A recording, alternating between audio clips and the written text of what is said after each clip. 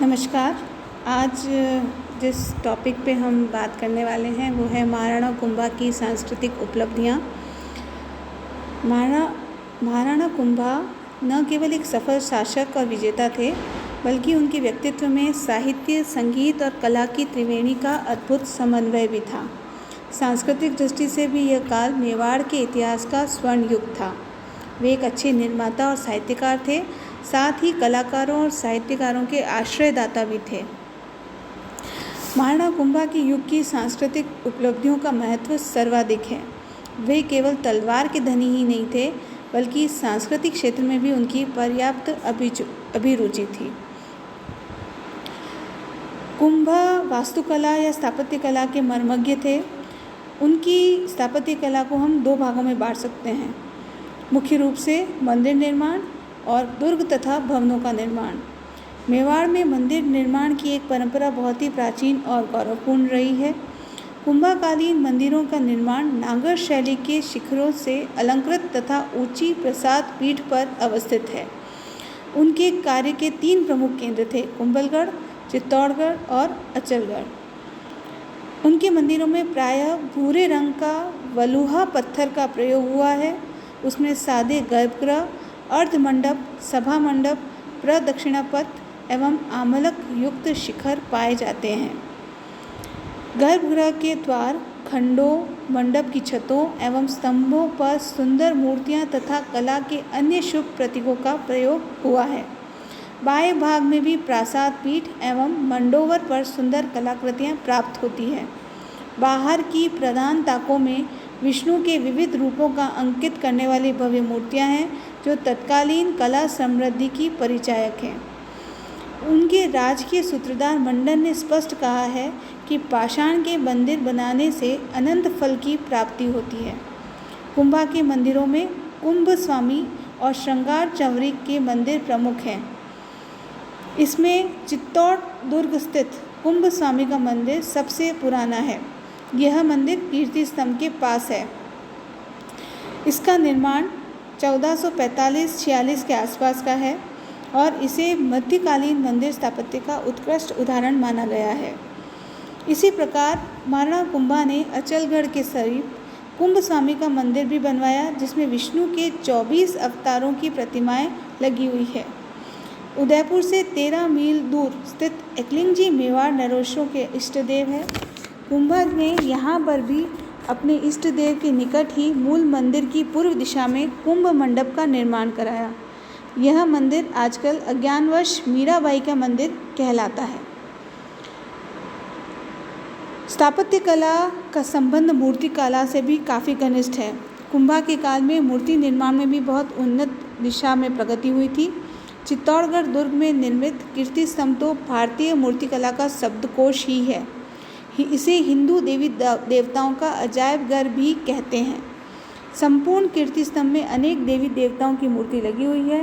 प्रवेश द्वार में जनार्दन की मूर्ति है। प्रथम मंजिल के पार्श्व की ताकों में अनंत रुद्र ब्रह्मा की मूर्ति है। प्रमुख पार्श्वों में हरिहर, अर्धनारीश्वर और इसके दोनों ओर 2 स्त्री मूर्तियां हैं। इसके अलावा कई भैरव, वरुण आदि की मूर्तियां भी हैं। इस प्रकार हर मंजिल पर विभिन्न देवी देवताओं की मूर्तियां हमें प्राप्त होती है। फर्ग्यूसन ने तो कीर्ति स्तंभ को रोम के टार्जन के समान स्वीकार किया है, किंतु वह इसकी कला को टार्जन से भी अधिक उन्नत बताता है। कुंभा ने दुर्गों का निर्माण भी करवाया था।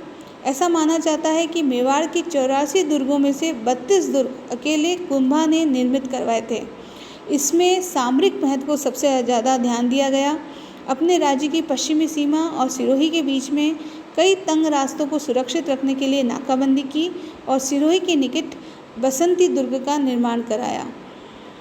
भीलों की शक्ति पर नियंत्रण हेतु भोमट का दुर्ग बनवाया। टॉड के अनुसार सभी दुर्ग निर्माण व्यवस्था राज्य की पश्चिमी, उत्तरी और दक्षिण सीमा की सुरक्षा से संबंधित थे। आबू में 1509 विक्रम संवत में अचलगढ़ का दुर्ग उसके द्वारा बनवाया गया। यह दुर्ग परमारों के प्राचीन दुर्ग के अवशेषों पर पुनर्निर्मित किया गया था। इसी प्रकार 1443 से लेकर 1458 के बीच में महाराणा कुंभा ने अनेक किलों का निर्माण करवाया। यह दुर्ग सैनिक उपयोगिता व निवास की आवश्यकता की पूर्ति करते थे। कुंभलगढ़ के अतिरिक्त महाराणा कुंभा ने चित्तौड़गढ़ दुर्ग को भी पुनर्निर्मित करवाया। उसने इसे 7 द्वारों में एक और सुरक्षित कर कई बुर्जों से घेर कर बनवाया था। ऊपर जाने वाले तंग मार्ग को रथ मार्ग हेतु चौड़ा किया गया। वहीं पर सुप्रसिद्ध कीर्ति स्तंभ का भी निर्माण उसके द्वारा कराया गया। कुंभा द्वारा अन्य निर्माण में नगर, तालाब, जलाशय और महल भी आते हैं। अब हम कुंभा का एक अलग ही रूप देखते हैं। कुंभा स्वयं विद्वान थे और कई विद्वानों एवं साहित्यकारों के आश्रयदाता भी थे। वेद, स्मृति, मीमांसा का उन्हें अच्छा ज्ञान था। उन्होंने कई ग्रंथों की रचना की, जिसमें संगीत राज, संगीत मीमांसा, सूढ़ प्रबंध प्रमुख हैं। इसकी पुष्टि हमें कीर्ति स्तंभ प्रशस्ति से भी होती है। संगीत राज की जब हम बात करें, ये जो ग्रंथ है इसकी रचना चित्तौड़गढ़ दुर्ग में हुई थी और यह ग्रंथ 5 उल्लास में बटा हुआ था। पथ रत्नकोश, गीत रत्नकोश, वाद्य रत्नकोश, नृत्य रत्नकोश और 80 परीक्षण। इस प्रकार उनके द्वारा जयदेव व्रत गीत गोविंद की रसिक प्रिया टीका और संगीत नटनागर की टीका भी लिखी गई और साथ ही साथ उन्हें चंडी शतक की व्याख्या भी उनके द्वारा की गई थी। कुंभा के काल में संगीत और चित्रकला के क्षेत्र में भी आश्रित प्रगति हुई थी। वह खुद एक महान संगीतज्ञ थे। उनके संगीत के नियमों और संगीत कला का पर्याप्त ज्ञान था। संगीत पर 3 ग्रंथ भी उनके द्वारा लिखे गए थे। उनके द्वारा विविध वाद्य यंत्रों को बजाना भी आता था। इसके साथ ही हमें ये जानकारी भी मिलती है कि संगीत का प्रचलन जनमानस में भी था और इसकी पुष्टि हमें रणकपुर की मूर्तियाँ, एकलिंगजी, देलवाड़ा आदि स्थानों पर अंकित प्रतिमाओं से, वादक मंडलियाँ और विभिन्न वाद्य यंत्रों के बोध से होता है। रणकपुर, चित्तौड़ के मंदिर और कीर्ति स्तंभ की नृत्य मुद्राओं की मूर्तियों से स्पष्ट है कि तब समाज में नृत्य कला की विभिन्न भाव भंगिमाओं का प्रचलन भी था। इस प्रकार हम कह सकते हैं कि महाराणा कुंभा का काल सांस्कृतिक क्षेत्र में उन्नति की चरम सीमा पर मौजूद था। साथ ही साथ ये भी कहा जा सकता है कि सांस्कृतिक क्षेत्र में मेवाड़ को कुंभा की अद्वितीय देन है।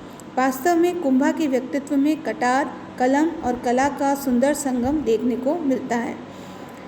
इसके साथ ही हमें कुंभा के बारे में विविध जानकारी प्राप्त होती है।